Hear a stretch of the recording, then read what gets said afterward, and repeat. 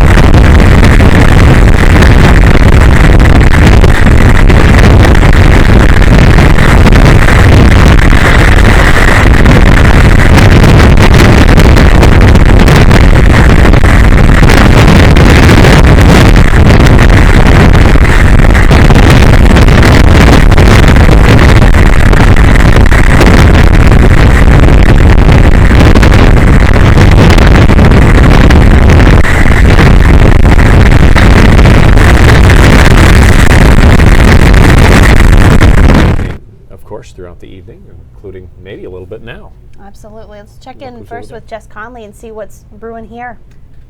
Hi guys. Yeah, it was a nice day today. We'll talk about that first before we talk about what's going to happen this weekend. Temperatures right now still in the upper 60s and lower 70s. Not too bad. However, things are about to change for us. We are going to see increasing clouds during the day tomorrow, kind of ahead of Dorian, and then on Saturday, many of us see some rain from Dorian. Okay. This is so Maine. Frost advisories in effect for parts of the state tonight. Tropical storm watches in effect also for the state of Maine. I mean, we really have kind of both ends of the spectrum there, and we're going to talk about the tropical storm watches too in just a second. Mostly clear skies right now. You can see some clouds coming in already off to our south. Those will keep increasing as we go into the day tomorrow ahead of Dorian. Again, rain will start as we go into early Saturday morning. You can see it here. Look at this. Actually, tornado warnings happening in parts of North Carolina. We are not going to see, direct impacts from this storm, but we're talking about wind gusts, guys, for us 40 to 50 miles an hour possibly on Saturday, so certainly something we want to be aware of. Of course, we're going to talk about this in much more detail. We'll go through the timeline and talk about the other half of the weekend too, which looks a little bit nicer. Guys. Okay, Jess, thank you very much. We'll talk to you again in a bit. Living in Maine, it's pretty unlikely any of us will know what it's like to live through a Category 5 hurricane. Denny Denham from Gray knows what it's like, though. Yeah, he went to the Bahamas for a fishing trip a little more than a few weeks ago now, not knowing it would turn into a mission to save others in the wake of a deadly storm. probably one of the most frightening, scary things I've ever experienced in my life. This is what Denny Denham saw for the first time once Hurricane Dorian ripped through the Bahamas. Homes destroyed, boats in the middle of roads, even planes. Actually, a plane that was lifted by the storm surge and lifted up over a fence and then planted on the other side of the airport perimeter road. Dorian drastically changing Denham's vacation. Unfortunately, right over the Grand Bahama for a long period of time, basically 2 days, which is just unprecedented. As Dorian unleashed its fury over the Bahamas, Denham hunkered down in a condo. The rattling of the roof, the vibrations as the wind goes by, and just the howling. The wind was just screaming down the canal, and just it was incredible, just incredible. His mission Thursday, helping the locals, including one family thankful to be alive. Water came in through the doors of their home and kept filling up, and they had to cut a hole in the ceiling and get up in the eaves to escape the water. Denham also feeling lucky too. And I just can't imagine having to do something like that. And the amount of damage a hurricane can cause can't be overstated. Yeah, we're going to take a look at some statistics from when Hurricane Michael hit last year. $600 million of cotton crops lost, $483 million worth of fruit and vegetables gone, $790 million lost in timber. Michael was the first Category 5 to hit the United States since Andrew back in 1992. Now to an update on a story we told you about a few weeks ago. It's about the efforts to help the homeless in Sanford. In addition to a local restaurant donating food, the police department also created a task force to connect the homeless with the resources they need to get back on their feet. However, in the last several weeks, police say they've seen an increase in people leaving bags of clothing and other large donated items near some of the places where dozens are living in tents. They say it's become a problem because not all the items are being taken or used, and it's turned into an issue of littering. So they're now warning people not to drop off items and instead find a charitable cause like an organization that you can donate to. And depending on the amount of litter, violators can face fines of at least $500. So good to know. Yes, indeed. A family that couldn't have a baby turned down someone else to help, one of their own to help. Yeah, wait until you see this story. It's kind of a miracle, really, and it's coming right up on News Center.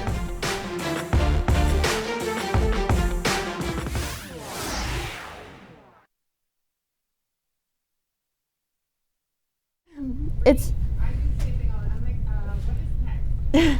no, I just couldn't form it correctly. A family that couldn't have a baby turned to one of their own for help. Alrighty then. Yikes, that didn't sound good. No, can't kick it. Can't kick it. Oh, alrighty.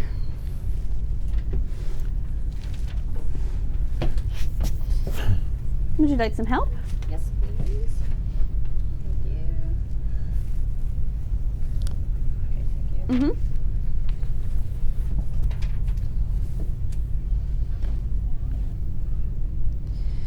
Alrighty. Great, thank you. I appreciate that. Alrighty. Sharon says she's watching from Wilmington, North Carolina. Wow. What's it like there right now with the storm? She says still waiting for it to hit us, feeling the outer bands. Awesome. Hang in there. Pearl is sending prayers to the victims of the storm.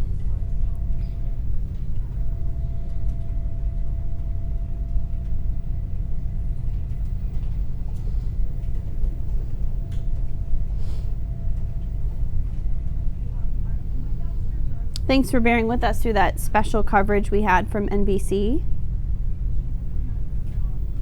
We had a lot of questions asking, where did we go? Why were we showing that feed? Unfortunately, we were only able to just show the live feed of that flag blowing crazy in the wind.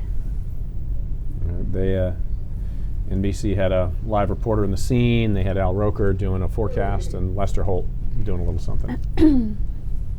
They did one at 2 o'clock also, so around 2 o'clock today. Yeah. It was brief. Yeah, sometimes those things last a long time. So Yes, it could take out the whole show, that as was you guys quick. have seen Yeah. before.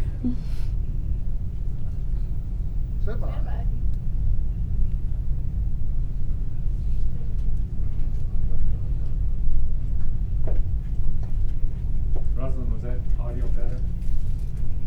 Welcome back, everyone. A follow-up today on the effort to prevent babies from being left in the back of hot cars. Yeah, 4 more car makers have announced a commitment to make rear seat reminder systems standard. They are General Motors, Ford, Fiat Chrysler, and Toyota. They're aiming to make safety equipment standard on almost all passenger vehicles in the U.S. by 2025. So far this year, 35 children in the U.S. have died when they were left in overheating cars. 53 died the same way last year. A few automakers, including Nissan, Hyundai, Kia, and Subaru, are already offering rear seat reminder systems as an option or standard on several models. Ford Motor Company, meanwhile, has teamed up with an artificial intelligence company called Argo to work on cars that not only drive themselves, but clean themselves too. I could use this. Bugs and other gunk on the road are a problem, but the cameras, as a sensor on self-driving cars, must stay clean to really work well as well. So Ford has been developing a self-cleaning system. The company has been testing the new system by spraying dirt and dust onto the sensors, and then it creates its own synthetic bird droppings to stimulate that as well, to smear on those cameras as well. They've also been launching bugs at the sensors at high speeds using their own bug launcher gun. To clean off the gunk, the sensors are sprayed down and quickly dried. I could use that. I know, everybody could use that. In the summer in Maine especially. All over the place, that's kind of cool. And with the seagulls, I mean, the list goes on and on. Well, Facebook is trying its hand at matchmaking. That story when we come back. All right, and Jess Conley is back with a full look at the forecast, and she'll explain this equation, too.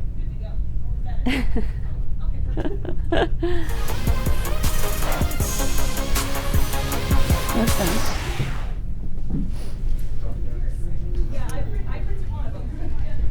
I think we're going to the newsroom. Okay.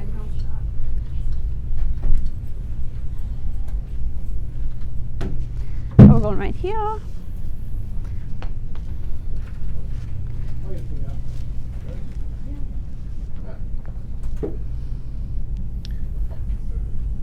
Don't we want the people in the background, though?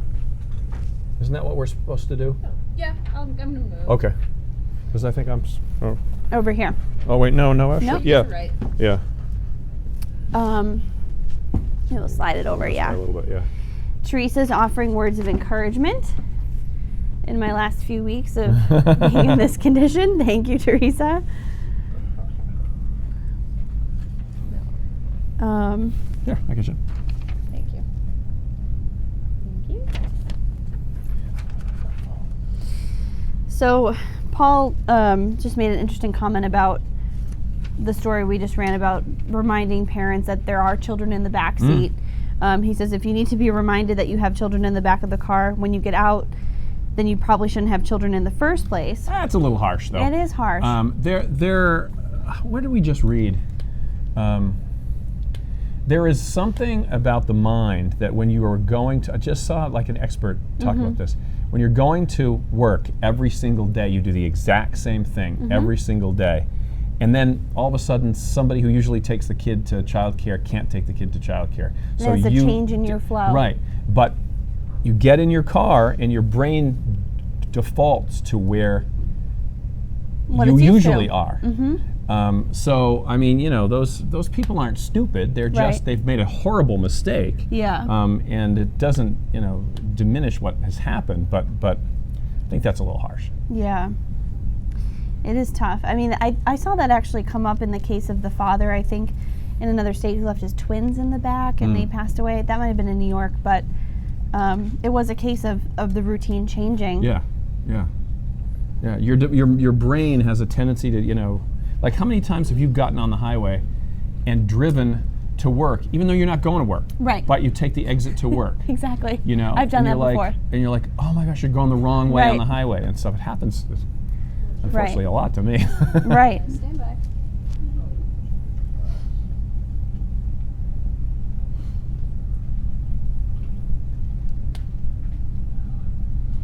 After years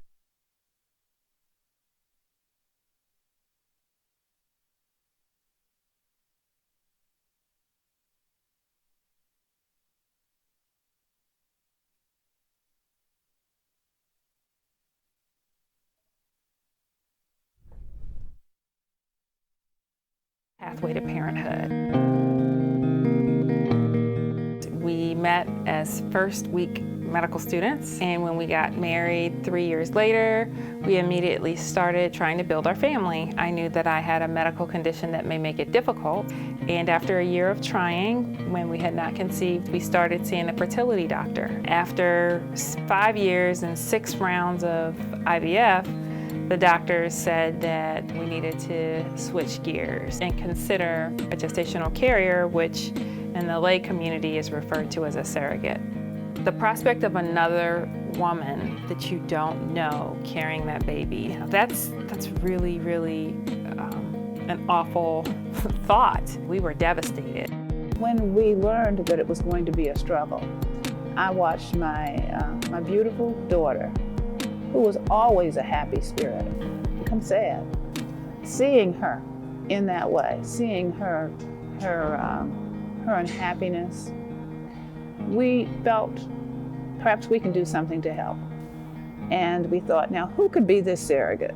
And I said, well, what about us? So we posed the question to Camille, and they kind of laughed at us. And I said, well, no, please, take us seriously, and let's look into this. They did some diligence and were assured I probably wouldn't die. They said, well, why don't we give it a try?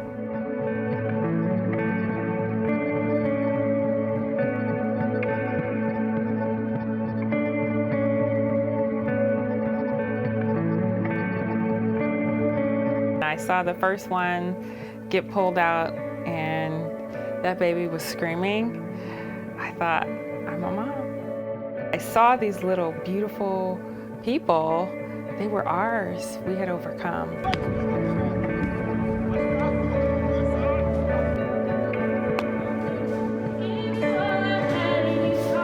It's great that we overcame, but there are so many who don't have all of these advantages that we have, and they are dealing with the same infertility, because infertility doesn't care who you are, where you come from. There is still a stigma with infertility, and there's still a lack of knowledge and a kind of ignorance about what it is. We thought we can give back to one family, and then we will feel like we have paid it forward.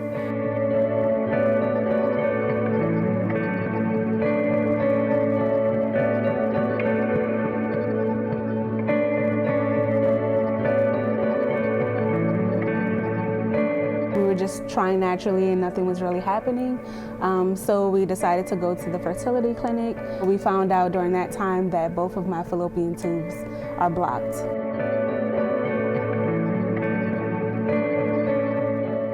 Do you have just $30,000 sitting in your bank account for kids? We were stuck with the financial burden. So I think we we were were just stuck there for a while. Yeah, we were stuck there for a while. The Cave Foundation came to our church for a family building seminar, so we looked into them, applied, and then the story kind of goes from there.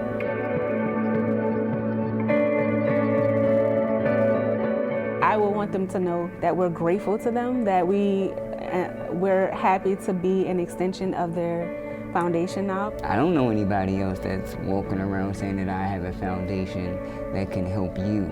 What they've done is awesome. There are so many pathways to parenthood. So you don't just have to be resigned to infertility. So I would encourage everyone to never give up and to know that resources exist. I'm proud of her. I'm proud of that daughter of mine. I always knew I would be proud of her.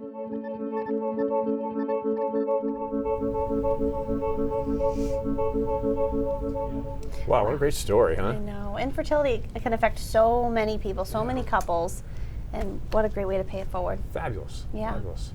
All right, let's turn our attention back to the weather. Jess is here. Hi. Hello. Yeah, we have a lot going on. There's so much to talk about Yeah. tonight. We have frost advisories and tropical storm watches. That's pretty crazy. There's a lot happening over in that little office over there. Right now, outside, we have a couple clouds moving into far southern Maine, York, and Cumberland County. Just starting to see a few, but that's really it for right now. Now, as we go into the day tomorrow, those clouds continue to increase ahead of Dorian. That is going to be affecting most of us during the day on Saturday. So again, lots to talk about. Mostly clear though today. It was a nice day, right? Hope you got a chance to enjoy it. Things are about to change a little bit. Still 65 in Portland, 71 in both Lewiston and Augusta and Bangor right now at 70 degrees. So tomorrow doesn't look too bad. Temperatures tomorrow morning will start out a little on the cool side for sure, especially if you're in far northwestern Maine. Most of us start out in the upper 40s and low to mid 50s tomorrow. Then we'll warm up. We'll make it back into the upper 60s, close to 70, but you'll start to see these clouds really increase as we head into tomorrow afternoon and certainly into tomorrow night.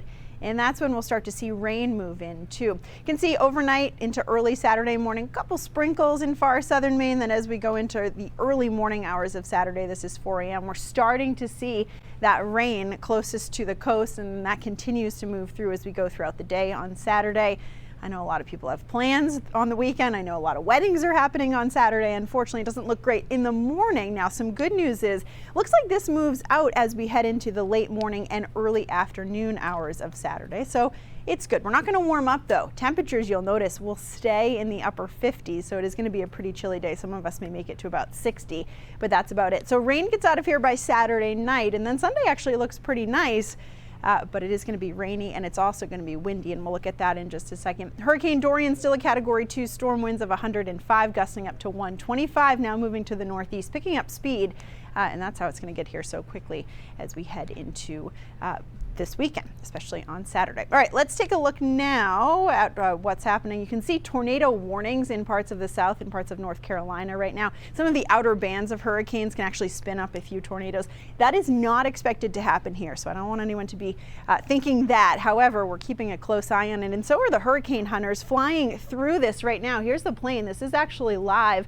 They saw surface pressure at 958 and wind speeds up to 105. Pretty impressive stuff. So this continues to move along the southeast coast. It's going to pass, fairly close to us, but enough, of course, to have some impacts on our weather for the first half of the weekend. And as far as the wind gusts go Saturday morning, winds will start gusting to 30 to 40 miles an hour. This is 8 o'clock on Saturday morning. By Saturday afternoon, though, we could see much higher gusts, especially along the down east coast. I do think 55 is a little on the high side, but I wouldn't be surprised to see a few gusts to 50 on the down east coast where those tropical storm watches are in effect. Those are in effect from Schoodic Point all the way to Eastport. For tomorrow, our marine forecast will have seas of 2 to 4 feet, winds from the east at about 5 to 10 knots. Water temperatures currently at 64 degrees. So again, it's not too bad tomorrow, guys. Those clouds increase pretty quickly though as we head into tomorrow afternoon, but Saturday, especially the morning and the closer you are to the coast, kind of the more yucky it looks. It's going to be rainy, windy. Those winds could gust 40 to 50 miles an hour, especially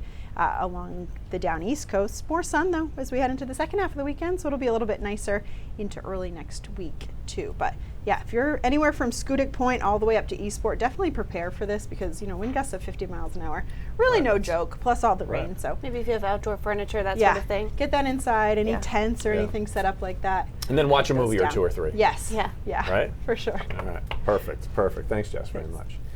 All right, Facebook. What are they getting into next? Oh, let's just see. The dating game. Okay, crazy but true. This morning they launched Facebook Dating here in the U.S.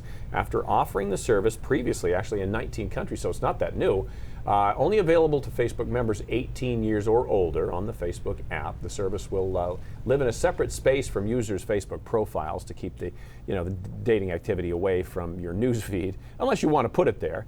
A user can only send one message to someone they're interested in until and if that person chooses to respond. I think that's important. Yes. That's an important thing. You don't want to be oversliding into someone's DMs. Yes, indeed. All right. Samsung says it will start selling its folding phone tomorrow, but in South Korea. Okay. After the original launch date was delayed by months because of screens flickering and phones breaking. The South Korean tech giant said that the Galaxy Fold is going on sale after it spent the past several months refining the device to improve its design and construction. The nearly $2,000 phone will be available later in the month by other key markets, including here in the U.S., France, and Singapore, with 5G versions available in Britain and Germany. All right, what is the best and maybe only good thing about summer being over? I know for you, it's football. Yes, the NFL season is back, the 100th season Tonight the action gets started when the Chicago Bears host the Green Bay Packers, and you can watch that game right here on News Center Maine. Pre-game coverage starting at 7:30, kickoff around 8:20. Patriots, of course, are unveiling their 6th banner, and they face the Steelers on Sunday. And Clay Gordon and Jess Gagne will be down at Gillette all day getting ready for the game, and we'll have live coverage on our social media pages at 11 and on TV starting at 6. You can watch the defending Super Bowl champs right here on News Center Maine Sunday at 8:20. That is what I will be doing. You will be doing just Absolutely. that, exactly. And maybe screaming occasionally at the TV. We have a lot more coming up on News Center at 5:30. We continue our hurricane coverage, of course. We're going to meet some firefighters from Maine, hoping to help those most affected by the storm. We'll tell you how you can help as well. Also, a woman that has been diving in her blood is now more grateful for every time she gets to go into the water. We'll find out why that is and much, much more ahead on News Center Maine at 5:30. All right, quick break. Yes. We got more coming up, right? We'll be back. And Facebook, we will see you in just a moment. We're going to switch cameras over to downstairs. When I heard diving in her blood, I thought diving in her blood. That's what I thought too. Like, but she's got it in her blood. Right, right. I know. I don't think I read that correctly. Well, I don't. It's just kind of, it's just kind of a weird phrase. Yeah. Friends.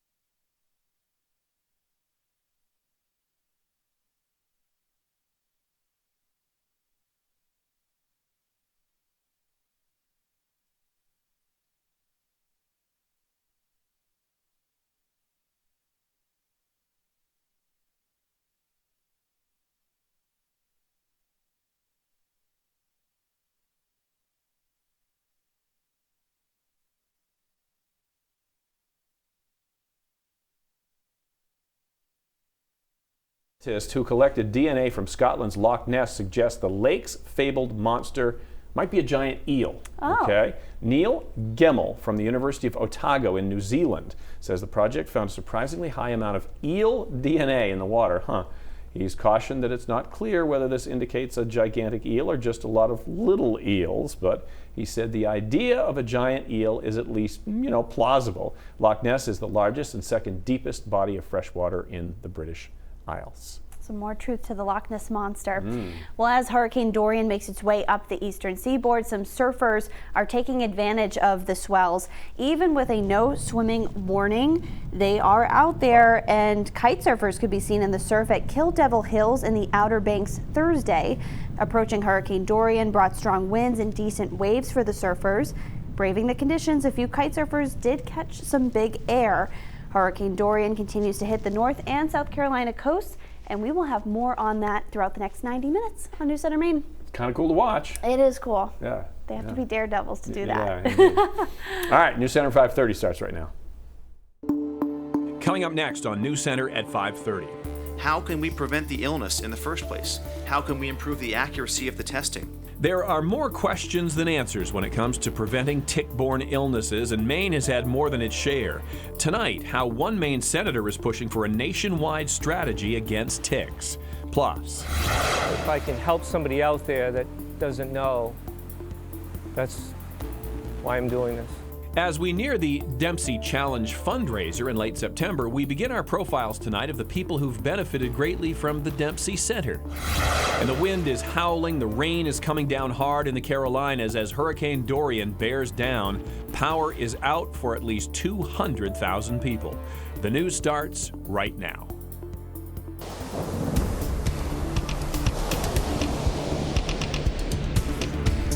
And good evening, and thank you for joining us this Thursday evening. I'm Lee Nelson. Cindy's on assignment tonight.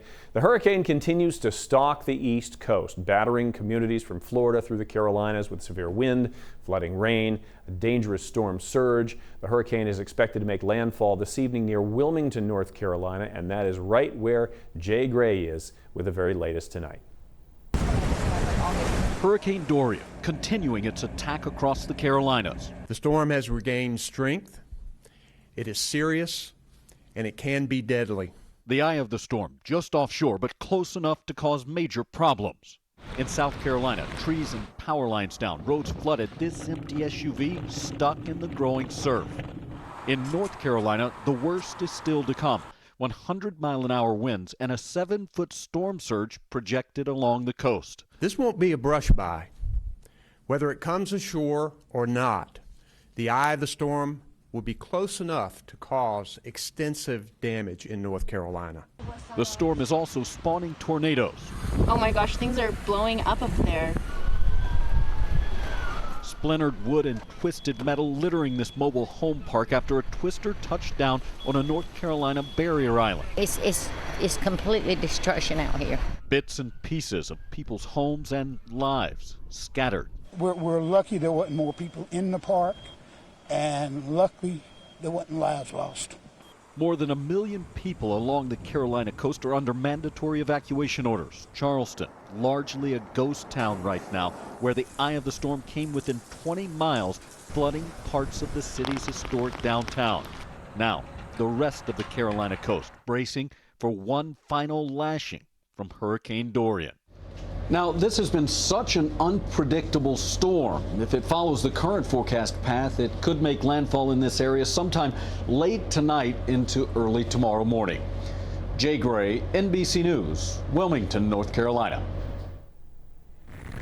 All right, I want to take a look at this live picture now. This is from a tower camera from a place called Frying Pan Shoals, which is off the coast of Cape Fear in North Carolina. And as you can see, the wind is whipping, tearing the American flag right there. The water also very, very choppy.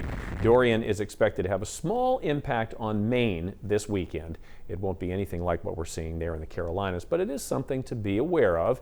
And so Jess Conley joins us now from the weather deck with a bit more on that. Jess? Thanks, Lee. Yeah, nothing like that, but we are going to see some rain and we will see some wind. Clouds already starting to move in, and that's ahead of Dorian. Tomorrow, those clouds will continue to increase. This is a look right now at the current satellite radar. There have been, doesn't look like there are any right now, but there have been some tornado warnings tonight across parts of North Carolina. That's not what we're expected to see. However, it is going to be pretty windy, especially closest to the coast as we head into the day on Saturday. Look at all those clouds extending way out from Dorian. Again, already starting to move into parts of southern Maine. Portland starting to see a few right now. Clouds increase as we go throughout the day tomorrow. Doesn't look like any precipitation will start until late Friday night and into early Saturday morning. The closer you are to the coast, the better chance you have for seeing the rain and the gustiest wind. Tropical storm watch in effect now from Schoodic Point all the way up to Eastport. Also in far northwestern Maine, we have a frost advisory tonight. So a lot of weather happening tonight in our little state. Forecast low temperatures overnight tonight are cold. Look at that, Caribou dropping down to about 40, and in far northwestern Maine, temperatures will drop down into the mid-30s. Portland down to about 52 tonight, and Bangor down to around 48. So going through the day tomorrow, again, it's just the clouds that we'll see tomorrow. It's really not until late tomorrow night that the rain and the wind starts to pick up. We'll talk about the timeline in the rest of the forecast for the weekend coming up in just a bit.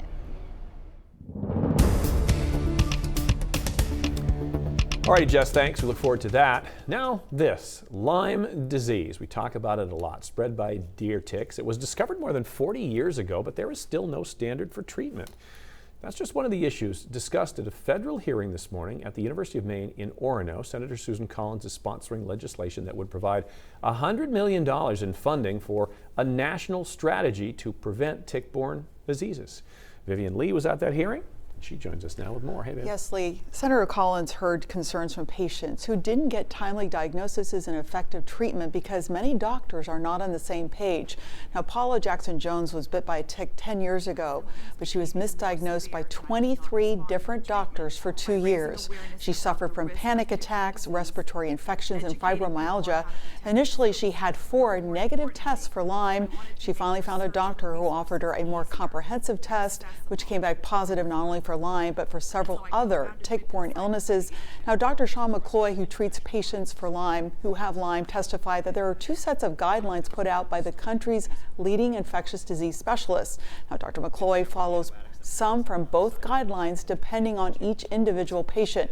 If Lyme is detected early, some patients can be treated and recover with 1 round of antibiotics. Other patients, though, without a positive test and a number of symptoms, may need long-term treatment. I have learned that there is no perfect set of guidelines, no one-size-fits-all algorithm that works for every case in the real world. The testing is imperfect, the medications don't always work. Now, Dr. McCloy says if you don't catch Lyme early, it can hide in the body's immune system and may need a longer course of antibiotics, which have their own risk of side effects. Treatment, a Brunswick woman says, saved her life. To say diving is in Carrie Nesbitt Johnson's blood is an understatement. I eat, sleep, and drink scuba diving. Carrie started scuba diving when she was 12, an instructor for more than 2 decades. She now teaches people with her son Cody by her side. But 10 years ago, Carrie started getting body aches and feeling run down. Doctors ran tests and told her she was fine, but she knew something was wrong. I cannot shake the flu. And so months went on and it kept getting progressively worse. Carrie started experiencing vision problems and numbness in her hands and feet. I started having tremors. I started having brain fog. I couldn't remember the beginning of a conversation. 2 years later, a test for the bacteria that causes Lyme disease came back positive, but an infectious disease specialist offered her no treatment other than antidepressants. Carrie struggled to keep up with her students while carrying more than 100 pounds of equipment on her back. Finally, she considered giving up diving altogether.